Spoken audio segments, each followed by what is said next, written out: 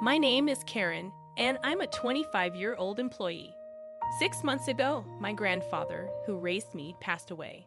Today marks the date when the lawyer will open my grandfather's will. That's why I find myself at my grandfather's house, accompanied by my sister Susan, who is 4 years older and my only family. Our parents tragically passed away in an accident 20 years ago, leaving us in the care of our grandparents. Since our grandmother succumbed to illness a few years back, our grandfather's health had been deteriorating steadily, and he frequently fell ill.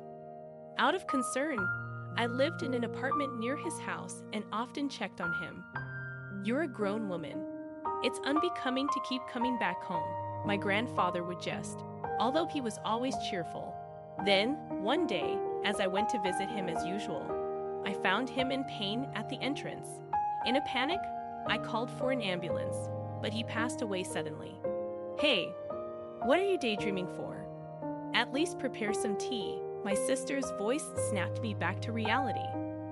"Right, the lawyer will be here soon," I responded, heading to the kitchen. Glancing back, I saw my sister lazily stretching out her legs on the mat, yawning. Even in the kitchen, I could still catch a whiff of her strong perfume, and I made a face. "She's the same as always," I murmured under my breath, placing the kettle on the stove. My sister had always been self-centered. As a teenager, she dyed her hair and associated with troublemakers, always demanding money without working. Even when her antics caused trouble, she remained unfazed, leaving me to deal with the fallout. It seemed she hadn't changed much as an adult, with no stable job and drifting around, relying on part-time work. I knew she had been asking our grandfather for money when I wasn't around, and I could only imagine how she'd find it troublesome if not for the inheritance. "Ah, you must be the lawyer. Thank you for coming today." I heard my sister's high-pitched, formal voice announcing the lawyer's arrival. Hurriedly, I placed tea leaves into the teapot and made my way back to the entrance. "Thank you for coming today," I greeted the lawyer. I had met him at the funeral, and his eyes held the same kindness as my grandfather's. A lawyer's badge gleamed on his chest. After we offered incense in front of my grandfather's portrait, he graciously accepted the tea I served before retrieving my grandfather's will. It had been entrusted to him while my grandfather was still alive. The contents were straightforward. My elder sister Susan was to inherit $20 million in cash, and I, the younger daughter, was to inherit this house and the land it sits on, I read aloud. Upon hearing this, my sister burst into laughter. $20 million in cash for the elder daughter, and only an old house for the younger one? How hilarious. "It's just right for someone as plain as you," she remarked with a sneer. "It's not just the house. There's also the land," I retorted, to which she chuckled snidely. "Huh, the value of this land in such a god-forsaken place is hardly surprising." "Ah, I would have preferred cash.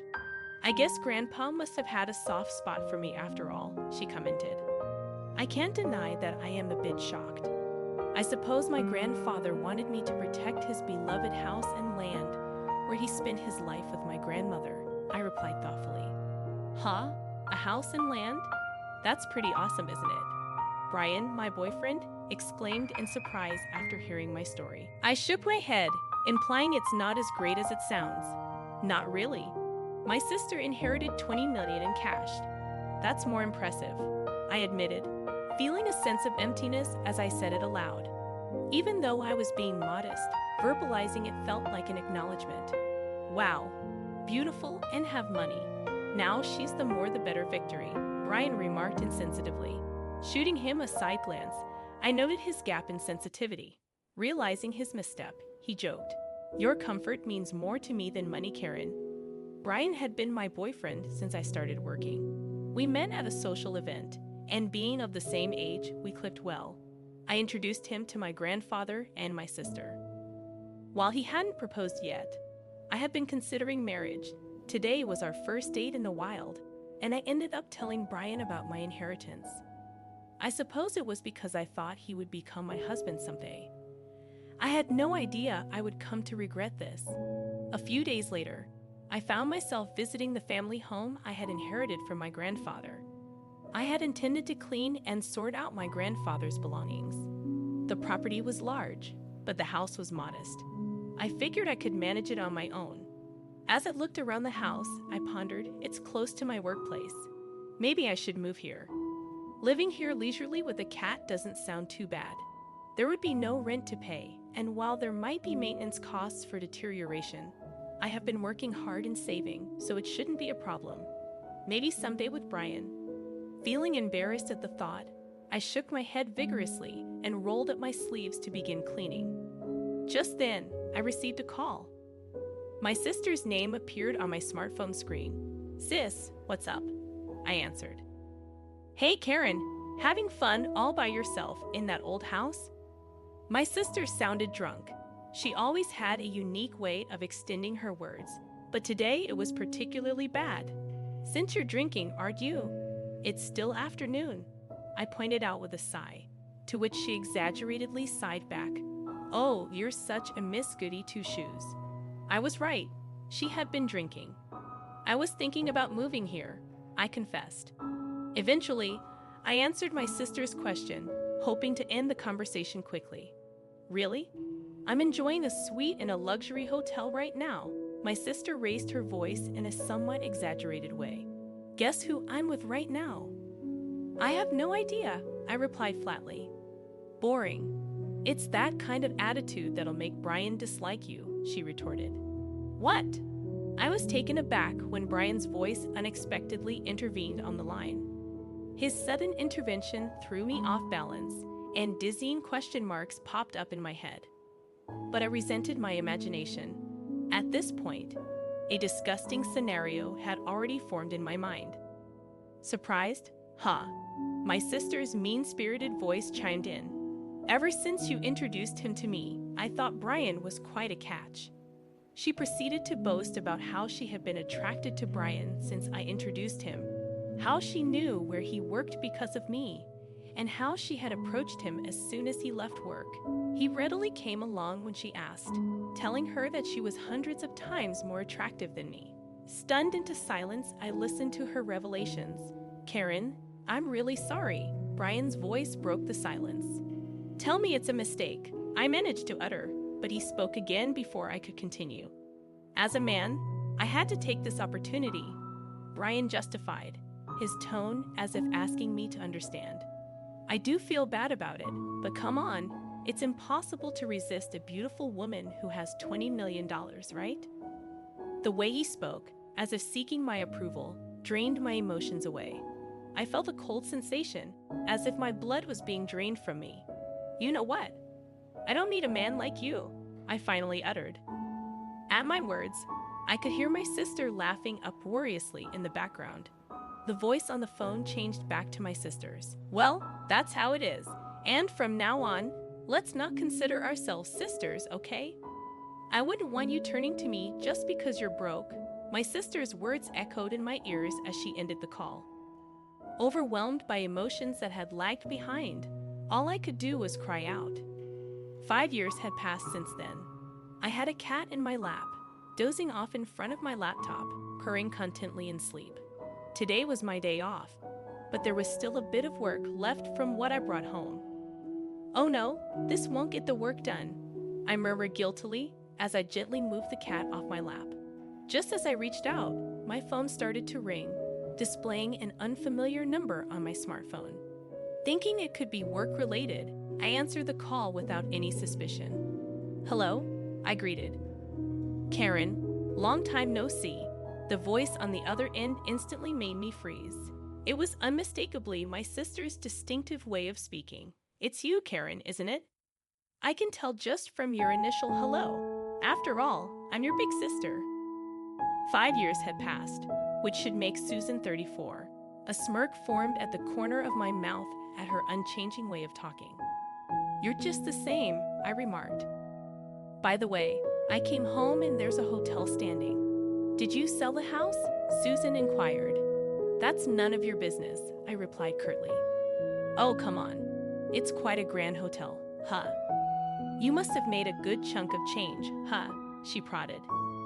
Getting fed up, I was about to end the call when she started to chatter about her current situation.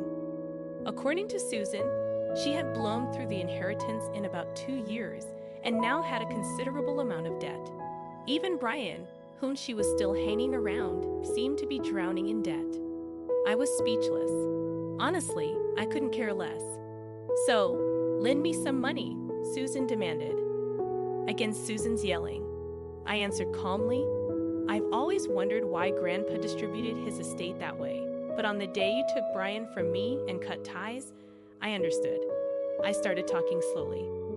5 years ago, when Brian broke up with me, I was crushed. After crying my heart out, I sat dazed in my room, staring into space. "I'm such a fool," I murmured as large tears began to spill again. My gaze fell on a painting I had made as a child and had gifted to my grandfather. He had framed it and kept it hanging lovingly. Rising unsteadily, I picked up the painting. "Grandpa," I whispered. When feelings of nostalgia and loneliness welled up and tears started to come, I felt something drop from the back of the frame. Picking it up, I saw it was a fresh sheet of notepaper addressed to me. I remembered how, when I was little, I used to stick notes on the back of this frame and exchange secret messages with my grandfather. It was like a family journal, really. Knowing that I was to inherit the house, he probably figured I'd find this note. I'm glad I noticed. I shuddered at the thought that I might have left it unnoticed. To Karen, the date on the letter was just before my grandfather passed. "I knew you'd definitely noticed this letter. Right now, you're probably wondering why I distributed my estate in such a manner, cash to your sister, and an old house and land for you. It may seem like I favored Susan, but that's not the case. Despite any claims of favoritism, I wanted to leave most of my estate to you, who cared for me till the end." I finally understood what had been bothering me. "No matter what, Grandpa thought more of me, huh?" I muttered. I'm sure I was deeply hurt by Susan's words at that time. Despite having loved my grandfather more, a kind of jealousy clouded my thoughts as I continued to read the letter. But Susan would not be satisfied with a regular division. This child, even as her grandfather, I must admit, she's terribly greedy. Exactly, Grandpa. She even took my boyfriend from me. That's what I want to tell him in my heart. That's why I arranged it this way. If at first glance Susan appears to have received the better deal, she won't pay attention to your share. According to grandfather's letter, the value of this land in our area is continuously increasing due to ongoing urban development. As of the time he wrote the letter, it's not worth Susan's $20 million yet, but the value of this land will surely increase in the future. When I read this far, my eyes widened in surprise. You can live here if you're attached to it, or you can sell it when its value rises enough to make a good profit. All I want is for you to be happy, the letter conveyed. When I finished conveying the content of the letter, Susan clicked her tongue and said, "Hag." I lived in that house for a while, but when my marriage was settled, I decided to sell the house. Just like grandfather's letter said, the land value had risen enough anyway. "I'm never lending you money." Susan seemed frustrated, but as if she had a good idea, she said, "Right. If you want, I can give Brian back to you, so help your sister. It's a good deal, right?" At that moment, I heard something snap inside of me. Enough is enough. You've been taken care of by Grandpa, and yet you haven't shown a hint of gratitude. I despise you for that, and you're not my sister anymore. Besides, I'm already married. I don't need Brian, and I don't even want to see his face. Stay out of my life for good. I said what I needed to say and hung up. I quickly set up call blocking, and my cat on my lap was cowering on the bed. I quickly picked up my cat and said, "I'm sorry." After that, it seems Susan contacted Brian, and they both stormed into our old house. Did they try to return Brian to me? There's a respectable end there now, but they must have misunderstood something and were shouting that they were my relatives, even though I just sold the land and had nothing to do with it. It's simple for those two, sold the land, and an end was built equals I must be the owner of the end. Of course, the staff reported to the police. The two of them were arrested because they had destroyed several items in the end. Furthermore, it was discovered that they had been committing marriage fraud for money in the past. Seems they'll be sent to prison together. I was also questioned by the police, but I was able to prove that I had no involvement quickly as we were estranged and was released. As my husband, who came to pick me up, and I were walking through the station, we heard screaming and turned our gaze, and there were Susan and Brian, who looked completely different. Fortunately, they didn't notice us. Both of them had messy hair, worn-out clothes, and looked nothing like the two people I remember, especially Susan, who never skipped her makeup in fashion, looked even more different. They were probably being moved into a different location. As I watched the two of them, filled with a sense of melancholy, my husband and I locked eyes. I grabbed the hand he extended, and we left the police station. "Are you okay?" My husband, always concerned, looked at me with gentle eyes. "I'm okay. I have you and this little one," I said, touching my fairly noticeable belly, and smiled back. "In my belly, a new member of our family is growing."